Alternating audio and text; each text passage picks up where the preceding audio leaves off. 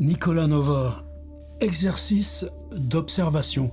Je vous préviens, ça risque d'être une vidéo un peu frustrante parce que je peux pas vous les expliquer tous, un par un, ces exercices. Juste aller sentir là-dedans. Nicolas, pour moi c'est un ami, ça fait longtemps maintenant qu'on se connaît. C'est quelqu'un qui est prof à l'école d'art et de design de Genève, la EDE, où je suis allé plusieurs fois. C'est quoi le design ? C'est réfléchir à ses fonctions, ses ergonomies, mais si vous en cherchez plus sur lui, il a fait par exemple, il était un des premiers à faire un livre qui serait une sorte d'anthropologie vous appelez ça comment vous ? Smartphone, ordi-paume ou ce que vous voulez. Comment notre relation au réel s'organise par les usages, et il est responsable d'un labo qui s'appelle Near Future Laboratory. Ça veut dire le laboratoire qui s'en va près du futur, parce que tu sais bien, Ernst Bloch, Walter Benjamin et tout ça, que si tu essayes de projeter sur le futur, ça rate.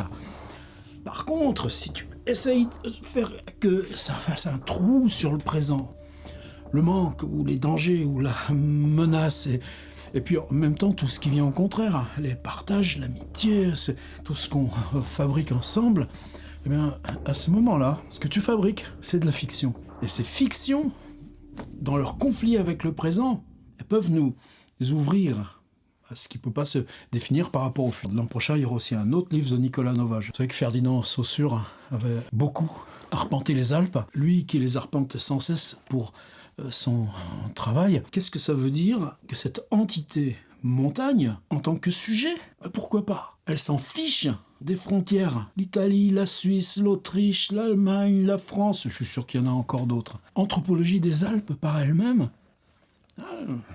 Je sais pas le titre qu'il va prendre pour cette publication, mais je l'attends. C'est un drôle de gars. C'est là la transition vers ces exercices d'observation. T'es prof dans ce labo génial d'invention qu'est une école d'art à Genève. Et tu t'aperçois que toi, les moments où tu travailles le mieux sur ces engins, ou plutôt sur le petit ordi là, que tu prends sur tes genoux, c'est quand tu es en déplacement. Vous savez, en Suisse, les trains, ils sont réglés. Alors, tu prends le train, et puis tu vas jusque là-bas, jusque vers Zurich, et puis tu reviens. Ou alors, tu vas voir la montagne, tu passes 2-3 heures en montagne, puisque justement, ils travaillent sur les Alpes.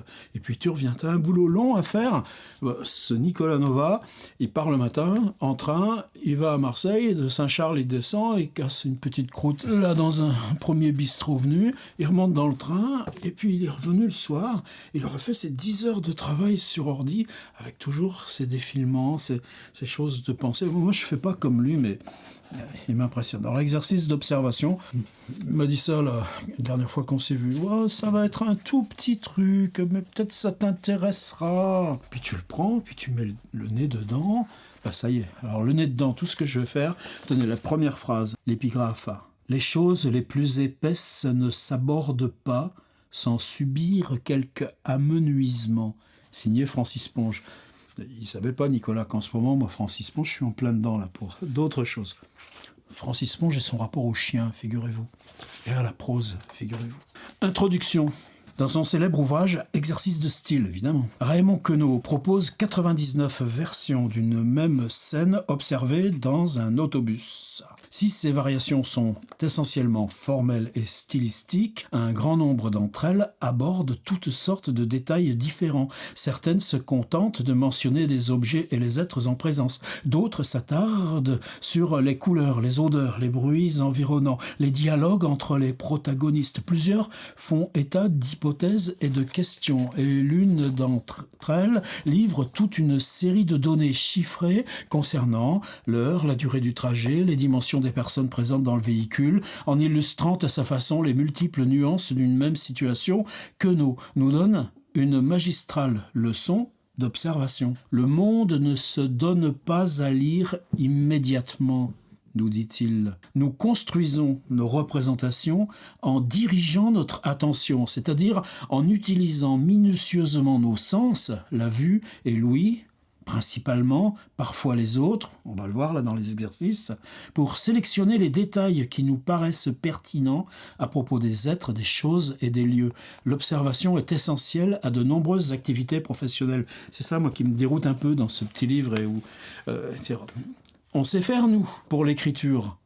D'ailleurs, en ce moment, moi, je prépare un cycle d'ateliers là sur novembre-décembre, où 40 jours, on va travailler là-dessus, sur le carnet d'écrivain. Bah ouais, mais il y a aussi les anthropologues, il y a aussi les sociologues, il y a aussi le curieux, le marcheur, le flâneur, le penseur. Et tout d'un coup, c'est pas que l'écriture est resituée là, dans un monde de sciences humaines. Non, c'est le contraire.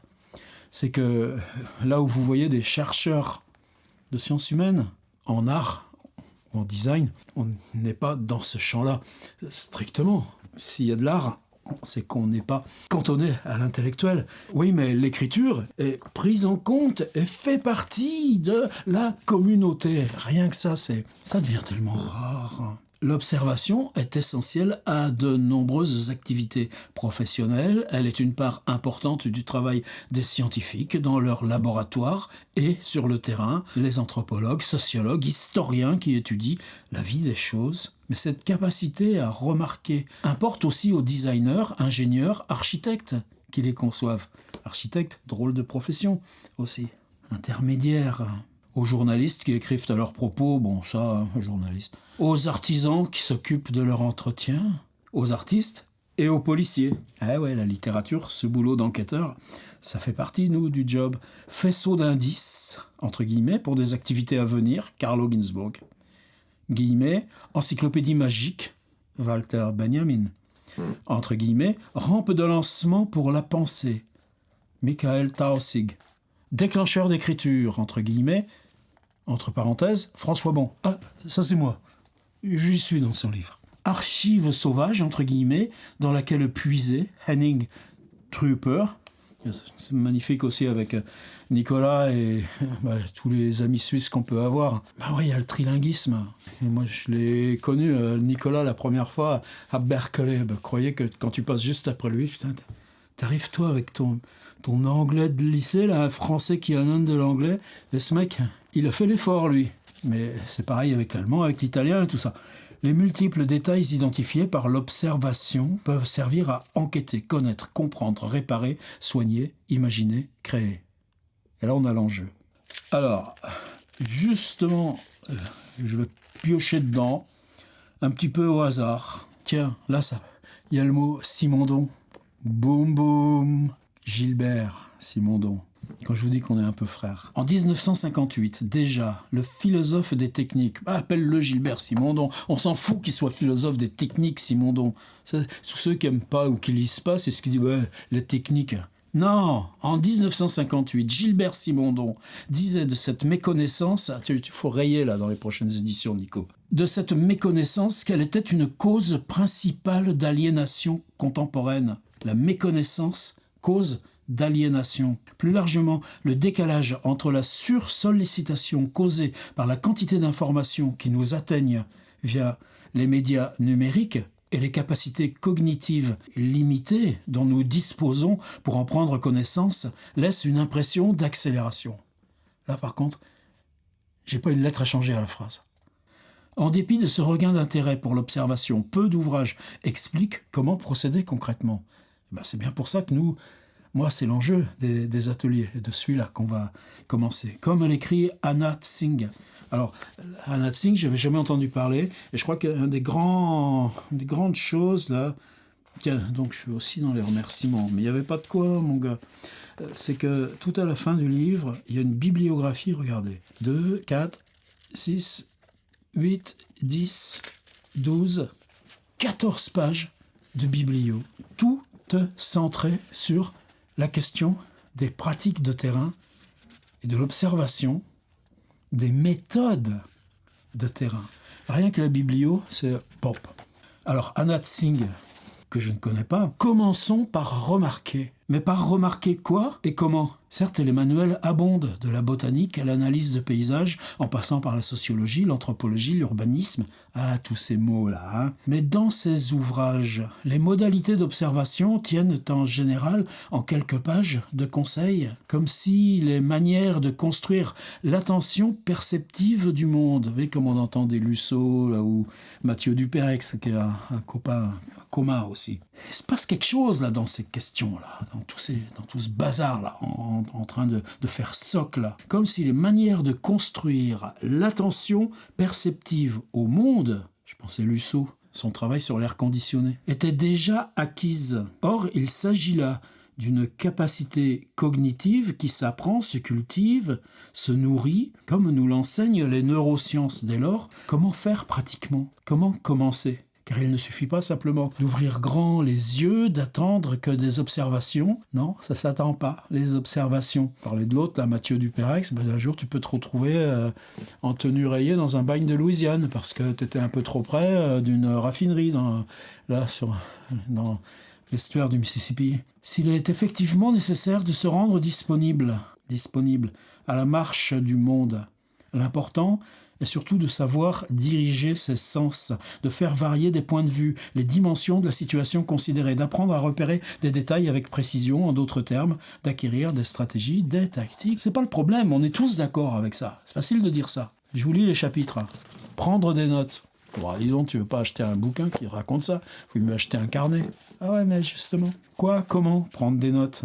C'est un travail. Et c'est bien ça que nous aussi on va faire. Et c'est là que commence le cœur du bouquin. Il y en a 19 exercices. 19 exercices, chacun un chapitre, certains à l'intérieur avec des variantes. Bah ouais, c'est tout petit, mais c'est du dense. Exercice dièse 1, inexhaustivité. Alors, exhaustivité, je connais. Si tu mets en préfixe inexhaustivité, et que tu le mets entre parenthèses, ou que vous soyez passé 10 minutes à dresser un inventaire systématique de ce qui se déroule autour de vous, avec ou sans chronomètre, notez sur une feuille le maximum d'observations possibles à propos des entités présentes, animaux, humains, plantes, objets, véhicules, infrastructures, panneaux, écrits divers, et ce qui advient autour de vous, mouvements, apparitions, disparitions, changements quelconques, relevez tout ce qui attire votre attention, insistez sur le visuel autant que sur le sonore, sur le statique comme sur le mobile, sur le banal comme l'intrigant. À partir de cet inventaire, produisez. Alors moi aussi, par exemple, là, dans mon petit bouquin, là, Outils du roman, j'avais fait un chapitre qui s'appelle « L'inventaire du carrefour soi ». Et je le fais pour moi tout le temps. Tu arrives dans un carrefour, un rond-point,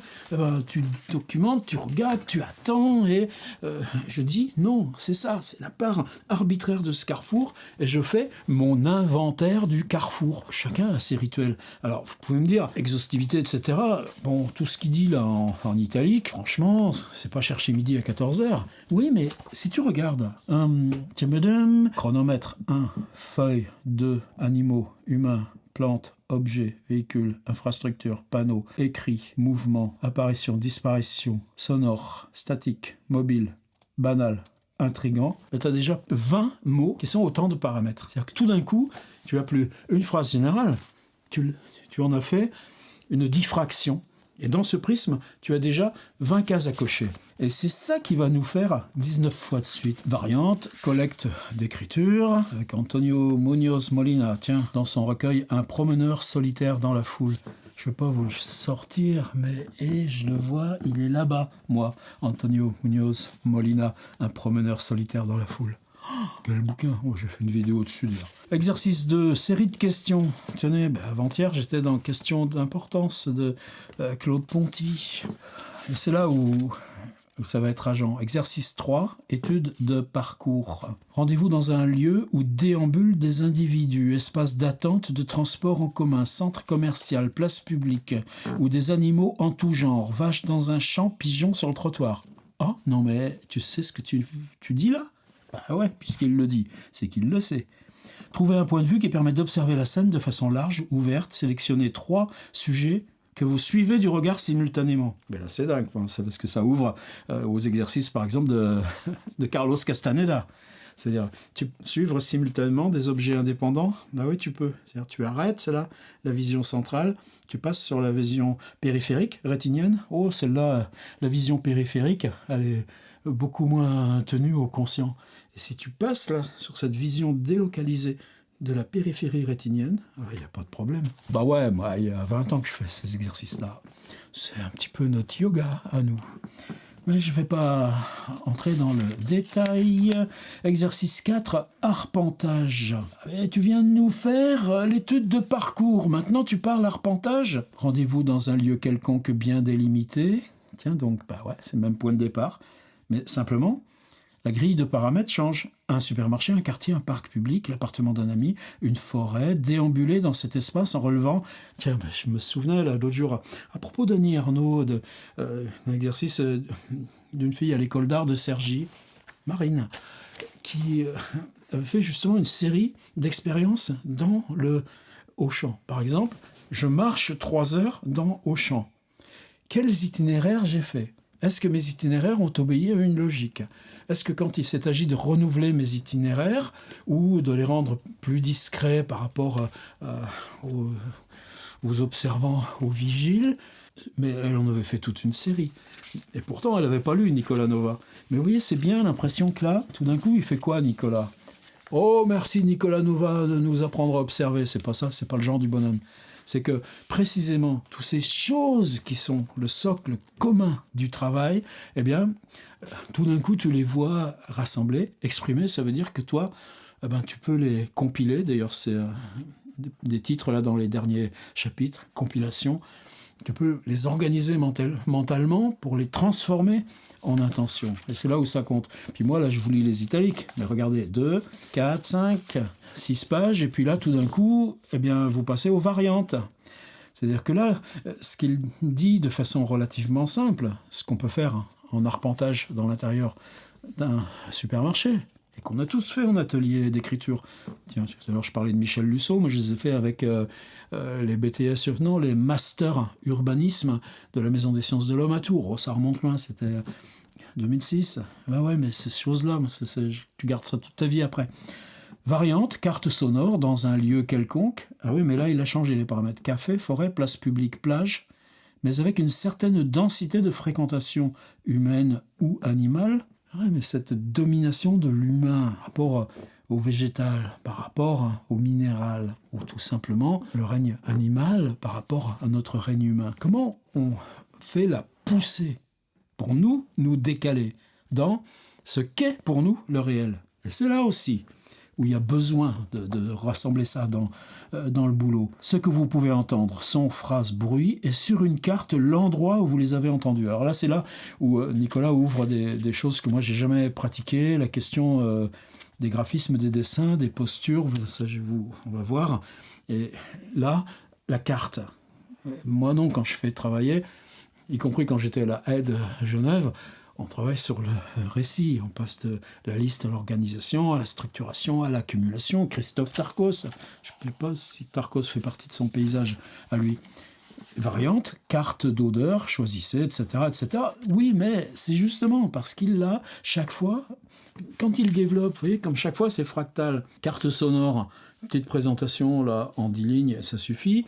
Carte d'odeur, il reprend la présentation mais avec un décalage. Par contre, ensuite, il y a sur 3 pages comment ça se développe. Il y a des choses très techniques aussi chez Nicolas, je crois que c'est dans l'intro aussi, sur la question des outils. J'aimerais le retrouver. Matériel. Observer implique en premier lieu de mobiliser son corps et ses sens. Évident, mon cher Watson. Mais cet équipement minimal peut être complété par des outils divers. Qu'il s'agisse de mettre des choses de côté dans une boîte ou dans un sac plastique, de prendre des notes dans un cahier ou un smartphone, de dessiner des croquis sur une feuille volante, de prendre des photographies et des enregistrements audio. L'enjeu est toujours le même. Orienter son attention pour produire et récolter toutes sortes de traces et inscriptions. Il y a cependant un outillage minimal à garder à portée de main. Le couple carnet-stylo en premier lieu. Ça paraît simple et évident, mais c'est ça aussi la bagarre. En tout cas là, justement, quand on est dans une école. De même que quelques sachets afin de collecter des petits objets. Moi, ça m'arrive de mettre des choses dans mes poches. Est-ce que j'ai des sachets pour autant ? Non. Un moyen de capturer des images ou des sons est toujours pertinent, le smartphone étant l'accessoire polyvalent, évident là encore, mais compléter le cas échéant d'un appareil photographique, oui, et d'un enregistreur audio plus perfectionné, oui, et encore, j'en ai d'autres pour aller sur le terrain, mais écoutez ça. Ces moyens techniques ne sont nullement obligatoires, mais leur usage permet de dépasser la fonction première d'archivage. Des instruments plus élaborés servent par exemple à augmenter nos perceptions, de la longue vue aux applications de détection des réseaux Wi-Fi. voire de nous aider à reconnaître toutes sortes de choses qui nous échappent a priori. Des noms de plantes ou chants d'oiseaux passant par des morceaux de musique. Évidemment, un outil destiné à archiver, etc. Et ça y est, à chaque fois dans ce mouvement d'amplification, vous touchez du concret, et ce concret, là, réouvre. J'en reviens à ma carte sonore, carte d'odeur, parcours à distance. Tiens, ça, c'est intéressant. J'ai encore vu avant-hier, là, dans une vidéo que j'avais faite sur les dessous du périphérique à Paris, justement avec des jeunes gens qui travaillent, eux, en sciences humaines, dans les labos là, juste au-dessus, près des tours de Jean Nouvel.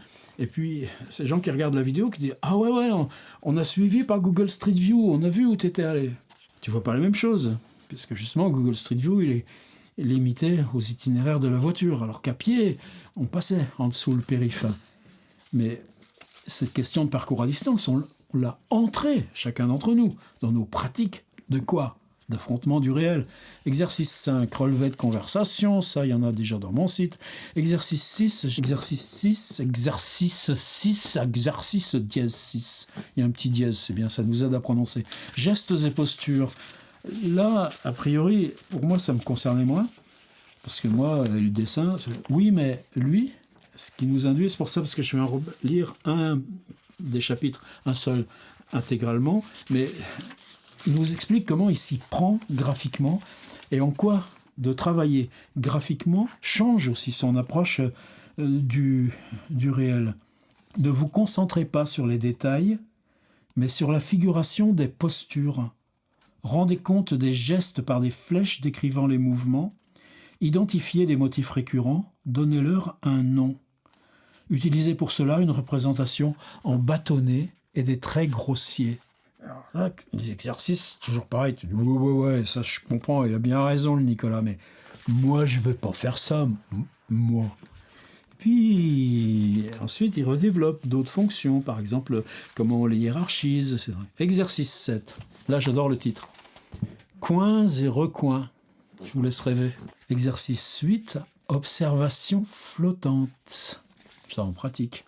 Il y a des grandes catégories aussi. Alors, la première catégorie, c'était production. Ben ouais, vous savez ce que disait Boris Blanchot. Pour écrire, il faut déjà écrire. C'est-à-dire produire la matière. Ensuite, il met interaction. Alors, interaction. Exercice 9, manipuler. Exercice 10, entretiens informels. Ah, tu vas poser des questions. L'air de rien. Je suis un peu perdu. Vous croyez qu'on trouve là, ici, là, dans ce magasin ? Variante, exercice 11, observation participante. Et vous voyez comme tout d'un coup, aussi, cette fractalité continue de se démultiplier. Mais c'est rien, chaque fois, c'est 3 pages, 4 pages. Mais après, tu te dis, bah dis donc, et ça, si là je suis avec une classe en collège, je fais quoi avec ça ? Nicolas Nova. Exercice 12, parcours commenté. Exercice 13, perturbation volontaire. Ça fait 3 pages et demie, c'est celui que je vais vous lire. Exercice 14, suivi de zone, c'est magnifique aussi, ça, cette question de zone. Exercice 15, compilation thématique. Exercice 17, 18, 19, je vous laisse. Exercice 13, perturbation volontaire. Choisissez une situation normée du quotidien. Que dans un magasin ou devant un distributeur, repas collectif, attente dans un ascenseur. Et mine de rien, c'est pas n'importe où, n'importe quand, ni n'importe quoi. Que dans un magasin ou devant un distributeur, repas collectif, attente dans un ascenseur. Ça paraît des situations tellement évidentes, parce qu'on les connaît chacun d'entre nous par l'usage. Oui, mais de les sélectionner fait que déjà, un contexte s'organise autour. Observez ce lieu de manière à saisir les manières de faire implicites qui régissent les comportements routiniers. Le mot implicite. Ça ne s'oppose pas de faire comme ça, le doigt sur un bouton, regard dans le miroir, attendre de la porte qui se ferme, prendre un ascenseur, c'est quelque chose... il suffit qu'il y ait un truc détraqué, et puis tu comprends bien ta misère. Et représentez-le par un diagramme comme dans l'exercice 6. Alors c'est là où moi, je suis un peu plus réticent, mais c'est pour ça que je vous parlais du 6, parce qu'il reconvoque les techniques du trait grossier et des postures symbolisées, là aussi dans cet exercice. Alors que moi, peut-être mon chemin serait différent. À partir de là, trouvez un moyen d'adopter une conduite déplacée. une conduite déplacée. Ah ouais, passer devant quelqu'un dans la queue. Ah mais t'imagines ça déjà? Manger avec vos mains, avec une posture différente des personnes qui vous entourent. Placez-vous le dos tourné dans l'ascenseur. Ça y est, t'as pigé? Regardez et écoutez. Et c'est pour ça, peut-être que si tu te mets le dos tourné dans l'ascenseur, c'est une déclaration d'impolitesse majeure. Peut-être qu'on ne te fera pas de réflexion, mais peut-être qu'à ce moment-là, un regard échangé, une surprise de la personne, ou parce qu'il va faire un tout petit pas de côté, à ce moment-là, lui, sa technique du trait et pour signifier la posture qui change, puis il suffit que tu prennes 4-5 fois l'ascenseur de suite, avec des personnes différentes, tu vas voir. Regardez, écoutez les réactions alentour et réalisez ces perturbations plusieurs fois en prenant des pauses entre deux interventions. Merci de la recommandation. Documentez ensuite sur votre diagramme l'effet produit par ces façons d'enfreindre de manière répétée les conduites sociales routinières. C'est-à-dire, si c'est des conduites sociales routinières, tu les fais sans arrêt, sans y prendre garde. Mais si tu induis une perturbation, et si c'est une fois, est-ce que c'est signifiant? Non, mais si tu dis « je le fais 5 fois », il va se passer quoi? Cette consigne met en application l'idée d'expérience de perturbation proposée par le sociologue Harold Garfinkel. Garfinkel, je connaissais Simon, Garfunkel, mais pas celui-là, dans les années 1960. D'où l'importance de cette biblio. Ce dernier incitait ses étudiants à adopter un comportement non conforme. Bon, en général, tu as des étudiants qui, par définition, sont non conformes d'avance, aux manières de faire généralement admises, par exemple, en payant plus que le tarif demandé pour un bien, en commençant à remplir le chariot qui n'est pas le nôtre dans un magasin, en commandant un hamburger Whopper typique de la chaîne Burger King dans un McDonald's. Le fait de déranger volontairement les situations routinières de la vie courante inhérent à cette démarche d'enseignement avait pour but de mettre en lumière les évidences des faits et gestes quotidiens qui, en général, ne sont pas interrogés ni même toujours perçus. Ne vous inquiétez pas, l'infraordinaire de Pérec, il en parle plusieurs fois aussi. Avec l'idée, selon Garfinkel, que l'observation du malaise ou des récriminations qui en ressortent éclaire les normes sociales non dites et non explicites en temps normal. On retrouve cette approche dans les pratiques artistiques, par exemple avec le recueil des lettres de non-motivation de Julien Prévieux. Je ne sais pas où il est dans mon garage, mais c'était ça, vous savez, c'est un bouquin formidable, ce gars qui prend des annonces là, de machin d'offres d'emploi et qui fait des grandes lettres expliquant voilà monsieur, pourquoi malgré votre offre d'emploi que je viens de dire dans tel journal, ça ne me correspond, mais pas du tout, et je vais vous expliquer pourquoi. Et tu multiplies ça par 200. Formidable ce bouquin. L'ouvrage compile des échanges entre l'artiste et des entreprises dans lesquels celui-ci a postulé. Chaque double page met en regard les lettres répondant à une offre d'emploi dans lesquelles Prévieux décrit son profond désintérêt pour le poste ou les conditions inacceptables de celui-ci et en regard la réponse des employeurs, tantôt standardisée, tantôt personnalisée. Le fait de les rassembler dans un ouvrage, l'idée de publication, et pas simplement d'observation, éclaire ainsi toutes sortes de considérations sur le monde du travail d'aujourd'hui, met en lumière les normes sociales contemporaines de façon claire et ironique.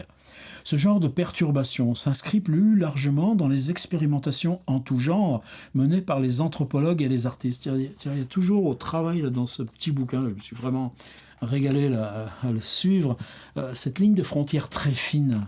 Sciences humaines et saltimbanque, on est tellement interdépendants. On se sert chacun des outils de l'autre. L'historien, il raconte. Pour raconter, il sait ce que c'est la langue. Et ces cloisonnements, on fait quoi pour les soulever? C'est tellement rare encore. Lui, il l'interroge en permanence, et c'est ça aussi qui fait du bien. Et il dit artiste, il ne dit pas écrivain. L'expression fait ici moins référence à la mise à l'épreuve systématique d'hypothèses prédéfinies, comme en sciences naturelles, qu'au fait de, entre guillemets, tenter certaines choses et observer ce qui arrive selon la formule de Tim Ingold. Ah oui, vous connaissez Tim Ingold, hein?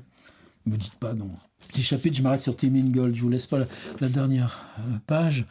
Exercice 17, collecte idiomatique. Choisissez un domaine du quotidien qui vous préoccupe, que vous ne connaissez pas. Météorologie, permaculture, jeux vidéo en ligne, rugby, nouveau rituel spirituel. Renseignez-vous sur cette pratique, suivez pendant plusieurs semaines les consignes des exercices 15 et 16, relevez tous les mots que vous rencontrez et dont le sens vous échappe. Prêtez attention aux expressions provenant d'autres langues. N'hésitez pas à les chercher dans le dictionnaire ou sur des forums de traduction. Faites-en un lexique accessible pour un profane, organisé comme un abécédaire. Creusez, modelez, entassez les mots de la terre, écrivait le poète américain Walt Whitman. Vous voudriez bien savoir comment il continue? Vous y connaissez en jeux vidéo, en météorologie, en rugby, en nouveau rituel spirituel du développement de soi. Eh ben, il n'y a qu'un truc qui m'énerve un peu dans ce bouquin, il est vendu 9,50 €. Franchement, par rapport à toutes ces bidouilles molles de rentrée littéraire qui sont vendues vachement le double, ils auraient bien pu le mettre un petit peu plus cher. T'aurais dû te faire désirer, Nicolas Nova. Mais franchement, ça c'est les petites choses, ça va direct sur l'étagère aux outils.